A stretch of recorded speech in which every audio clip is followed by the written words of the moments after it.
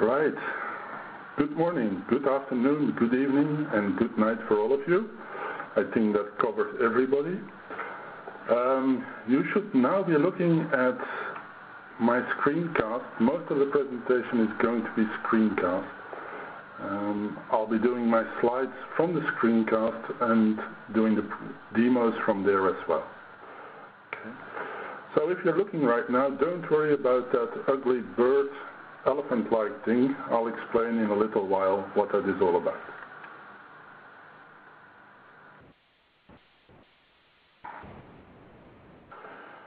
Right. As far as who am I, Jasmine already said my name, that's Tom Geudens. I'm almost 7 feet tall, and I'm from Belgium, and that's all information that is required from me personally. As far as IT is concerned, I've been around the block a couple of times. I've been with Colruyt Group Services for 18 years, and I've been system administrator, database administrator. I developed on mainframe. I basically did everything. One of my biggest feats is that I set up a capture center, an outsourcing center in Hyderabad, India for Colruyt. Resource-oriented computing and NetKernel I found in 2006, and it was sort of a byproduct of a small meeting on XML I followed then. I've been using it ever since, on and off sometimes, only recently full-time. When people started asking on the NetKernel forums, we need a book on this, we need more information on this, I started a community book in 2010. And then in 2012, I started my own company. And actually O'Reilly published the book. That was amazing in itself. Now, as I'm getting 40 this year, it's probably all midlife crisis that is going on, but hey, it's interesting. What is ROC? It's basically two possible things at the moment. It's a mythological bird. It's been said that it could carry off elephants. It's both mentioned in Arabian Nights, and Marco Polo seems to have heard of it as well. This of course explains why my company is called Elephant Bird Consulting and the ugly bird on the first page. And then the second thing is resource-oriented computing, which is a registered trademark. It is a software paradigm that aims to bring the properties of the internet inside your software. It is on par with object-oriented computing and other paradigms of that ilk.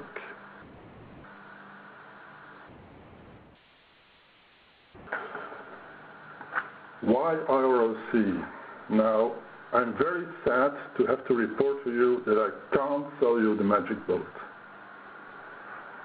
Yes. I know these talks are supposed to be like that. I'm now supposed to say, I've got a magic bullet for you, buy it, it will solve all your problems. Now, we all know that is not true, it does not exist.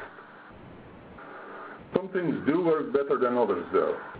And if I would ask you the question, what technology has worked over the last 15 years, with its own bubbles and setbacks, but along the way, steadily going forward, what technology worked? Well, there's only one, the internet. So ROC combines the core ideas of Unix and REST into a new general model. How did this come about? At the end of last century, it's always funny to talk about last century as if it was a long time ago, but it wasn't. A team at HP Labs started looking at how does this internet thing really work, because it seems to work and nobody could really say why it worked. HP abandoned that research, but the team that worked on it didn't. They spinned out and founded a company, 1060 Research, to build upon what they had found. From Unix, they borrowed the idea of creating small tools by combining simple tools with interoperable data models, resource models, to build solutions. And from REST, from the internet, they got the idea to address everything with a URI and loosely couple your request and your software to make it as flexible and powerful as the web would. Which brings me to what is NetKernel. Yes, the book says it's about resource-oriented computing and about NetKernel. So what is NetKernel? Well, it is the only ROC implementation currently in existence. It is an operating system inside a Java virtual machine. And it is a combination of what the World Wide Web, REST, and Unix have to offer. Or, as it says on the NetKernel website, it is a software platform, you develop on it, you run your applications on it, that implements the ROC abstraction and makes it possible to take the internet inside your application. To actually say, okay, what REST does, what the internet does, that's very interesting, that's scalable. Now you can take that inside your applications, inside your own software.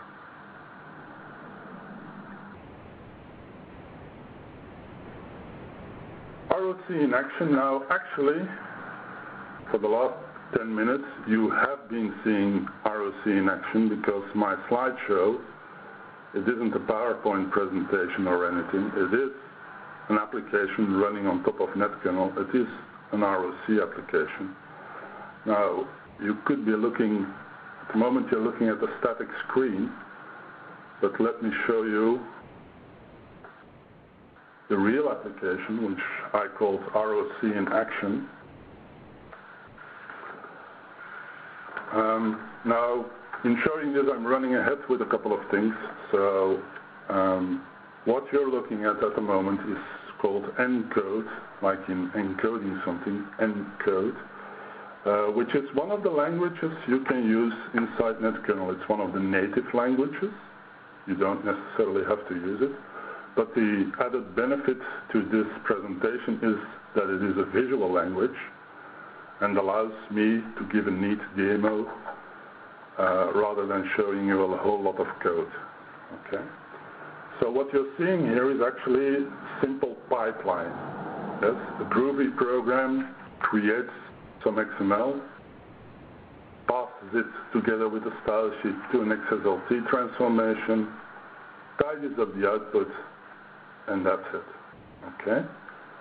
If you would take a look at it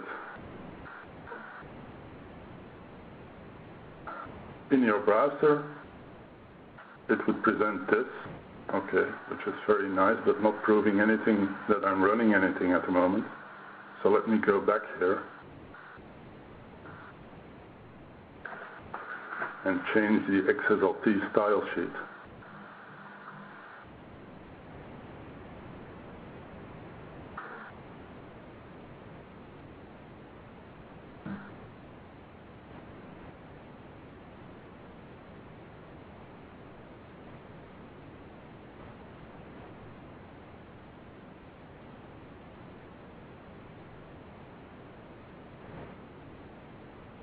Now I'll go back to running it.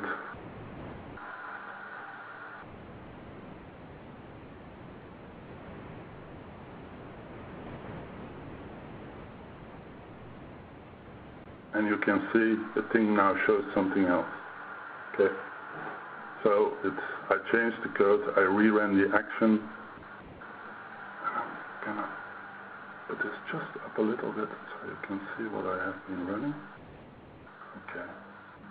Sorry, I wasn't showing the URL. I am showing it now. So this is what I have been running. So I ran ROC'ing action. That was the URL or the URI I passed for my example. I ran it, and now the demo shows something else because I changed the code.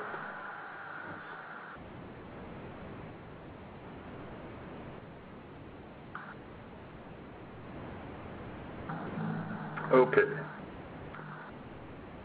Back to my slides.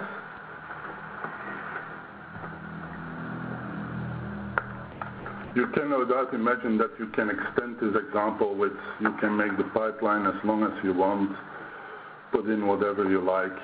It's not proving anything, so I'm not going to do that right now. In fact, this is a rather bad example. We'll create a better one later on in this demo, so bear with me. Okay, it brings me to the picture of a rather ugly woman. I have no doubt that everybody knows who this woman is. Perhaps I should have shown a picture of Justin Bieber, but I think this one will do. So the Mona Lisa is going to help us, and so is Google.com, to explain part of the theory of ROC. I could, now that I've shown a demo, give you a sales pitch about how wonderful this is and whatever. That's not the goal of this talk. The goal of this talk is that you go away with an idea of what ROC is, and that means we've got to do some theory here. So, this woman has a couple of URIs, and she's going to help us define the essence of ROC, of ROC, and so is Google.com, but I imagine Google.com does not require an image to picture it. So, the first tenet or the first rule of ROC is very simple, and this one really comes first. The other ones are sort of interchangeable in order, but this one is first. Everything is a resource. So a resource is anything that carries information and can be identified uniquely within a given space. So let's see what the Mona Lisa means in that context. Note that I'm not using examples within ROC at the moment. I'm using examples elsewhere to show you that you already know these things and that they exist more universally than only in ROC. So, in the space that we call the physical world, we have a resource that we identify by Mona Lisa. Exactly in the same way, there is a space called the World Wide Web where we have a resource called Google.com.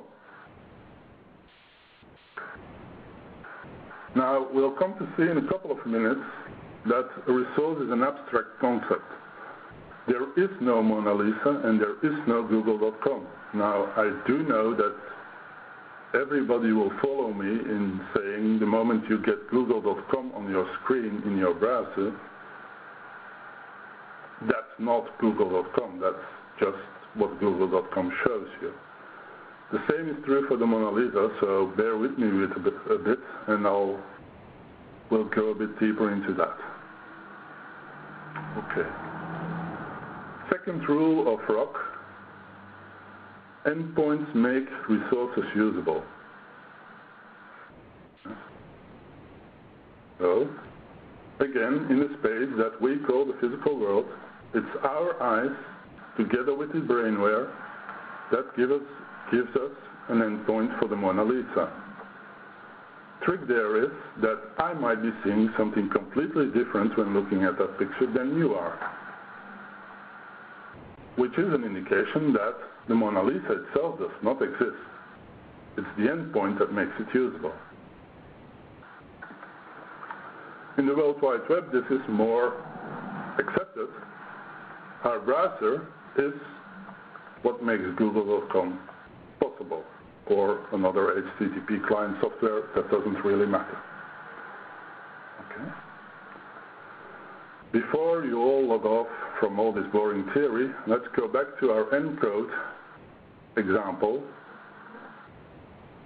And I'm going to show you a couple of resources so you can get an idea of what a resource would be. I've got a couple here. I've got data.xml. This is the resource, and I defined it as such. This is the resource. Data.xml is the name of the resource, but it can be reached with a resource identifier res:/encodetmo/data.xml. So I'm identifying a resource there.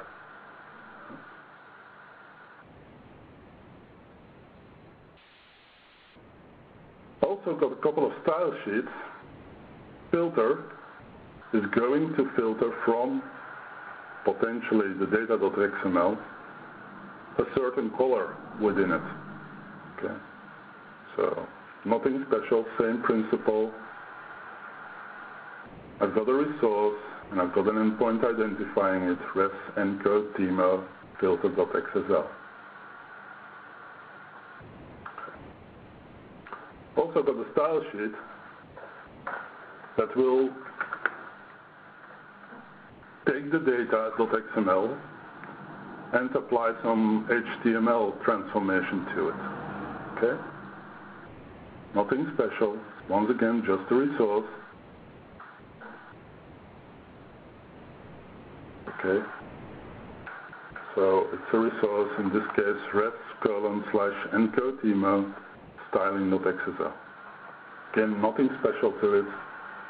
Another resource. So now I've got three resources, and you're already seeing that I'm going in another direction than in the ROC action thing, where everything was hard-coded into the same endpoint. I'm not going to do that this time. So I'm going to have separate resources. Okay. Before we move on with that, back to the theory. ROC Essence 3 spaces host endpoints. So the spaces are where you find your endpoints and thus the address space for all the resources. The physical world is one. It's the one where our senses are the endpoints. The World Wide Web is one. It's the space where any URL, any HTTP or HTTPS:/ means something.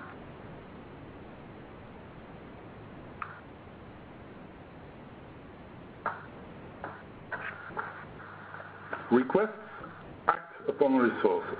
Okay. So, this is a bit too much text for a slide, I notice, but still. In NetKernel, we've got possible actions on requests. Yes. Source, sync, delete, exists, and so on. The same goes for the space that we call the physical world. We look at the Mona Lisa. The same goes for the space that we call the World Wide Web. Get would be an action that you can perform through your browser on google.com.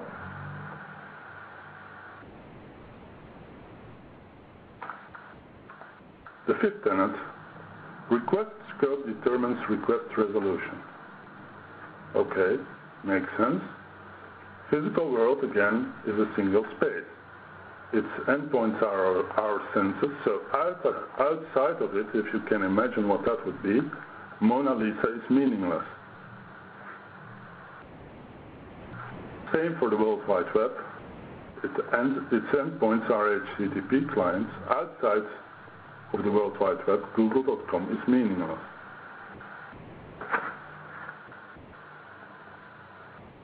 Okay, number 6. One more to go after this. The result of a request is a response. Alright? A response is a container for a representation and various pieces of metadata. Okay. Here's a tricky one. The moment you take your eyes off the Mona Lisa, you don't have a response anymore. It expires immediately because the endpoint is no longer there. Yes, you still have the abstract concept of the resource, but the moment your eyes stop looking, the representation was expired. In a browser, we do know that we get a representation of google.com And there are headers there next to the representation that tell your browser if it can be cached or what format it is, and so on and so on.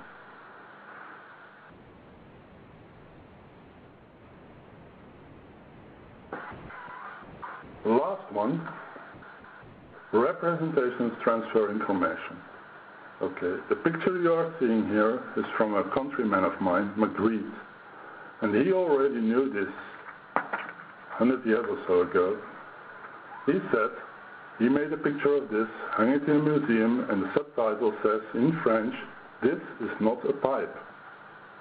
And people would go stand in front of it and look and keep looking at it and saying, "It is a pipe." No, it is not. It is the representation of a pipe.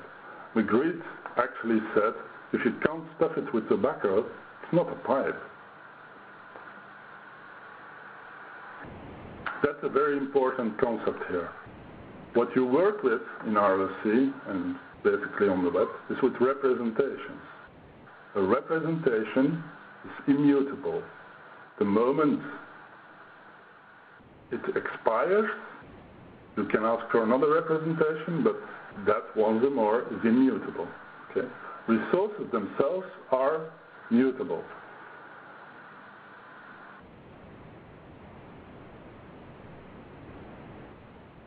In any training of NetKernel, ROC, or whatever, you will see this diagram used over and over and over again. Everything is a variation of this diagram. Okay. Now, you already know this diagram, and I want you to take from this demo, this webcast, I want you to take this diagram home with you as an explanation of ROC, but not only of ROC. This is also the explanation of the Internet. You've got a space, in the case of the Internet, the World Wide Web. Inside it, you've got a requester, which is your browser. It will issue, you will enter a URI or a URL in it. It will issue a request into the space. A resolution step will take place. In the case of the Internet, that's DNS resolution. So the requester will find an endpoint that can handle the request, and that endpoint will return a representation.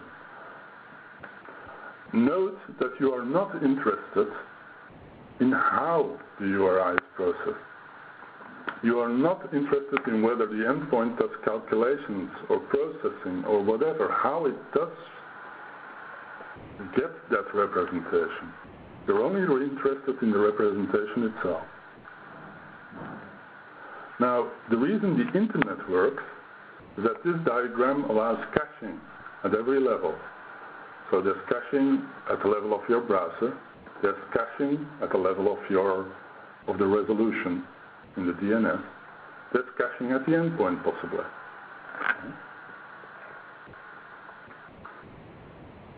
Now, the thing to imagine with ROC is that you bring this inside your software. You don't have just a single space of the Internet. You don't have just a single space of the physical world. You've got as many spaces as you like. An endpoint, in turn, can issue new requests inside other spaces, or whatever, and bring the results from that together to make your representation. Right. Now let's go back to our encode example.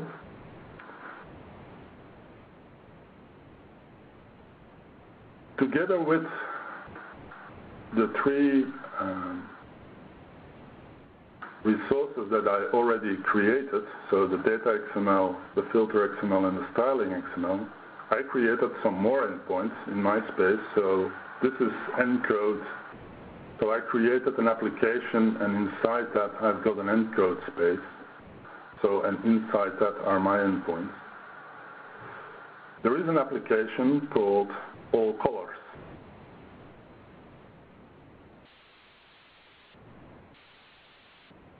Okay, so that's a resource, res:/all colors. which takes together data.xml, which is a resource that we already saw, and styling.xsl. Okay. Now what does that result in? I'm going to have to move my screen a bit again to show you.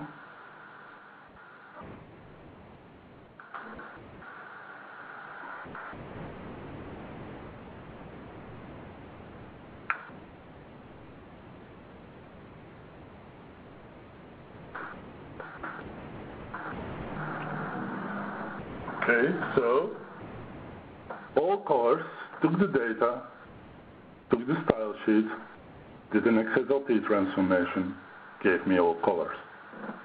Nothing fancy to it, simple like that.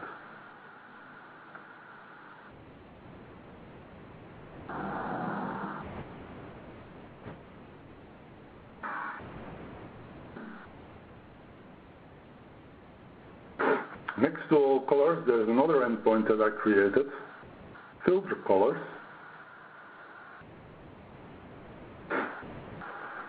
What does that do? Well, it takes data.xml, which is a resource we already had.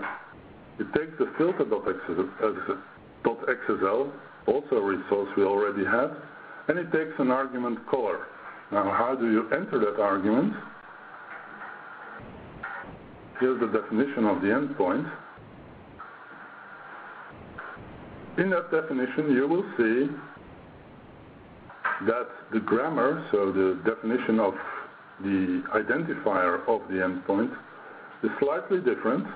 So it goes res, :/filter colors, and it takes one more argument. It takes color, which can be anything. It will be limited in this case, but it could be anything, okay? So if we take a look at that,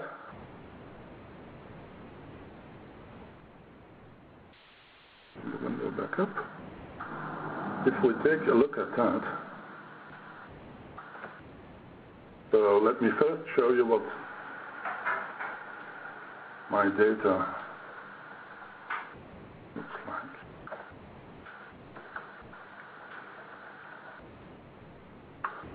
So this is what my data looks like before it's being filtered, yes. And then I take my filter endpoint. Again.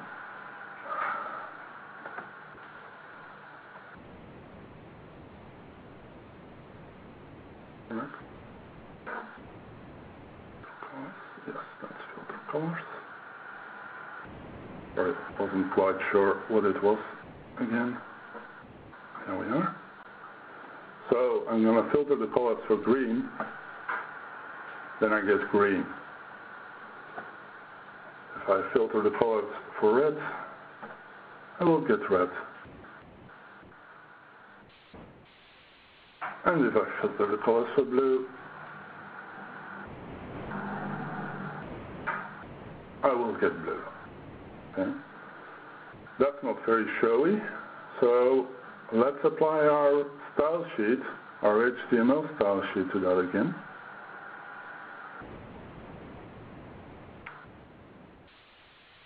And that's our last endpoint, showing true colors here. So what does that take? It takes the filter colors, gives it an argument, filter colors needs the argument color. It takes a styling sheet, performs another XSLT, and will give us something else. URL is res, true colors, group name color, regex type anything. So a bit like the same like filter colors, but this time with true colors as the identifier. So let's see what that does.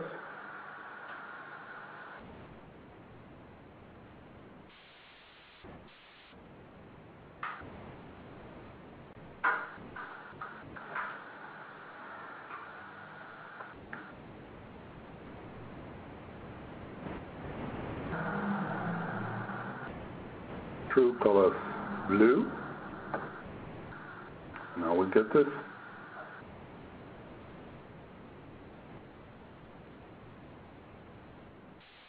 red, and finally green. You might be saying, I've seen better demos than that, and no doubt you have. Let me show you something else then with the same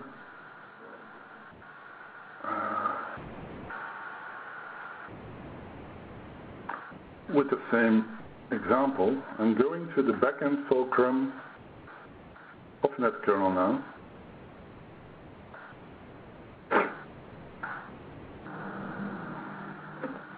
So this is the management console, in fact, of NetKernel. It has a lot of developer tools too, and I'm going to show you one of those, which is the visualizer.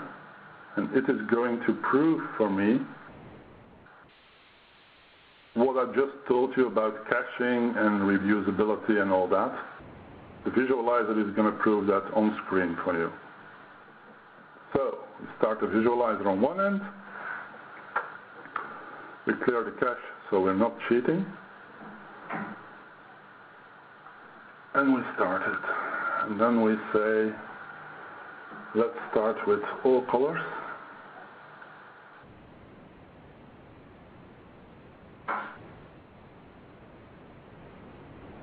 Right, we've seen this. Let's go and see what the visualizer thought of it. Right. The visualizer is sort of a time capsule. It doesn't show you the typical after the fact thing. When you turn on the visualizer, you get actually what happened. Okay. I'm looking here at what happened to give me all colors. As you'll see, there's not a lot that comes from cache yet, but everything we've got. So here, for example, is our resource, our data resource. Here, for example, is our styling resource. You can see XSLT transformations in there. Okay? So this shows you everything, and it also shows me, for example, I want to see what my data look like, so I can look at the response of that request, and it will show me my data. It will show you what happened. It's not a post-mortem tool after the crash. You can run it while your requests are running, and it will show you everything that happened. Okay. So let's go back and do something else and see what the visualizer does with that. So I start it again. I go back here. Now I say true color.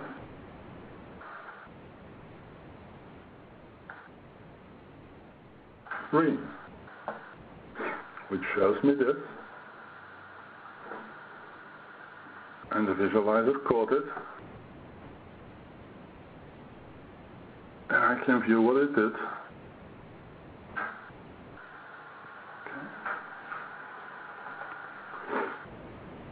Now, something interesting is starting to happen here. Right here at the bottom you can see that data.xml is no longer being calculated, it's coming from cache. You can also see that the Apache XSLT runtime is coming from cache. You might say, okay, a runtime coming from cache, everything is a resource, hence everything is cacheable. My styling sheet is coming from cache. Yes? That's what I mean when I say that this system is much more performant than anything else once you get going and resources get being resolved. Caching kicks in automatically because it works the same way as the internet. Caching can happen at any level, and it does happen at any level, and this makes things super fast. Let's do another one. Start again. Now let's try green again once more. So I reload.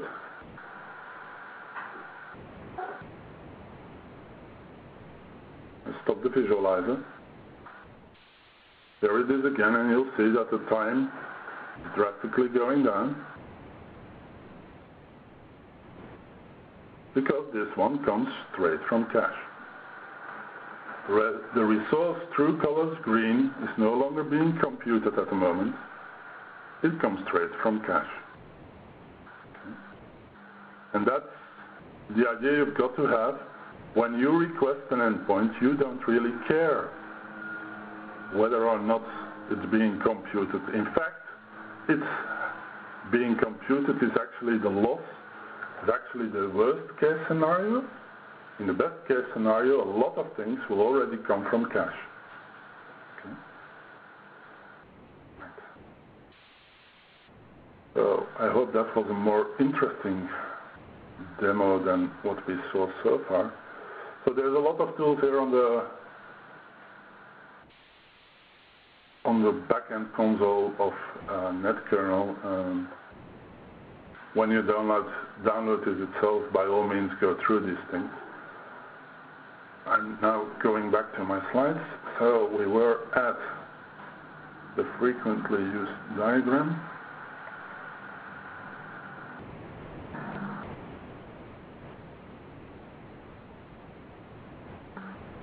So we just saw the demo. I should have swapped to this slide. Okay. So what are the benefits of this paradigm over object-oriented paradigms or over whatever you are using today? It's loosely coupled. When I request the resource green for the green table or for the data, I don't really care how it is going to be resolved. It can live anywhere. It can actually be very hard to compute or very easy to compute. It's loosely coupled. So it is very scalable, both horizontally, multiple cores, and vertically. Everything has an identifier and it is thus cacheable. I think we just saw that. NetKernel, development in NetKernel follows the 3C approach. It's construct, compose, and constrain. Now, the heavy part of NetKernel, rather than in other development, the heavy part in NetKernel is the compose part. The construct part is where you make those small tools that you then compose together in complex systems. Your development will be of small tools that do simple things, will thus be easy to test, and so forth. Your compositions, what I did in encode, but you can do that in a lot of languages, are what really builds your complex architectures. Okay. Constraint then is things like security and so on and so on. So throttles to limit your input or whatever. So typically in NetKernel or in ROC development, we say 10 to 20% goes to construct, 10 to 20% goes to constraint, and what remains is composition, not coding, composing. You can use, I showed encode here, which is very nice for demos. It's not only nice for demos, some complex systems are being built with it too. But if you've got Java developers, Java is possible. In fact, NetKernel is developed in Java, so Java is almost also native. But you can also use Python. I prefer Python myself. Groovy, Ruby, server JavaScript, or DPML. DPML is once more a native language.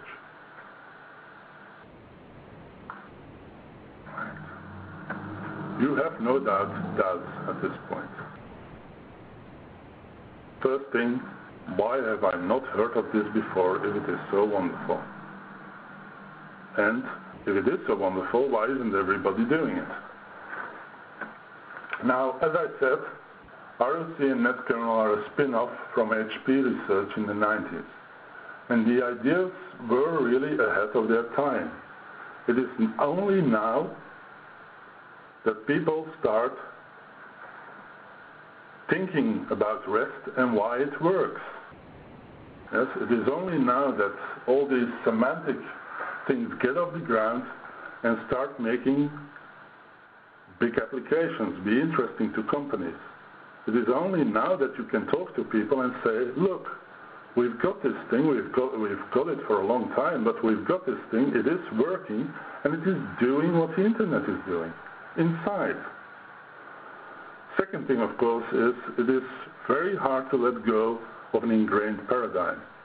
Yes, I remember when I first started with NetKernel, and when I look back today at what I made then, I notice I'm writing way too much code because I was still thinking in, I've got to do this is the way I was trained.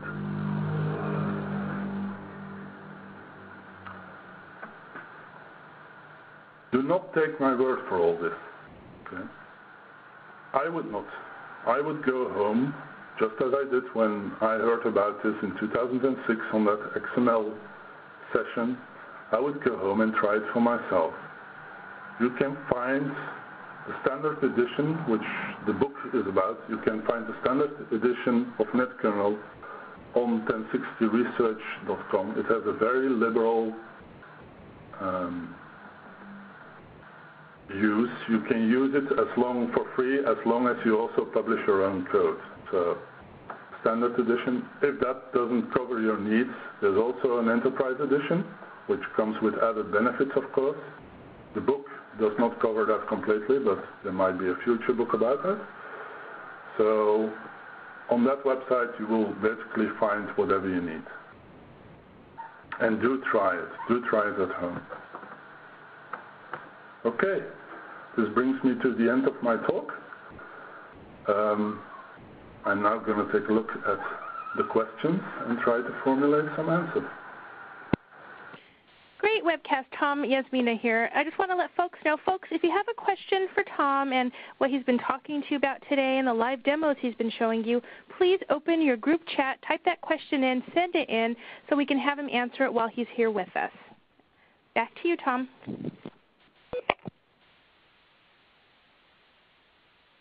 Okay, I'm looking. I'm going to turn on the screencast here so I can.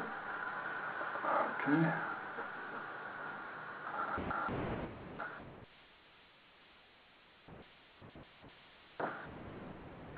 Okay, so I'm looking at the question here from Michael. I'm new to NetKernel. I want to develop modules, and I would like to know if XML is the only language I can use. The answer to that is simple. You can use whatever language that I mentioned, and I might even have missed a couple there. So XML is the format used natively in NetKernel. But if you like to use JSON as your data format, that is no problem. NetKernel talks with databases, that is no problem. So yes, you can develop modules in another way than using XML. So XML is just a data format, and other formats are possible there. Okay. Then I've got a second question from David Phillips. Is NetKernel good for making RESTful APIs for third parties to consume? Absolutely. In fact, there is also in NetKernel. So with that, we will say a very big thank you to you for presenting a great webcast for us. We really appreciate your time, you sharing all your knowledge and expertise with us. We'd like to say a big thank you to all the attendees, and we hope you benefited from it. We'd also like to remind them that we have pushed out a special code to you folks. It's in your group chat. You can save a little bit of money today and get Tom's book. If you like what you heard today, the book has a lot more good information and things that you can use in your everyday. It's resource-oriented computing. We encourage you all to check it out. Again, we thank you, Tom. Thank you, everyone. This will conclude today's webcast. Goodbye, everybody.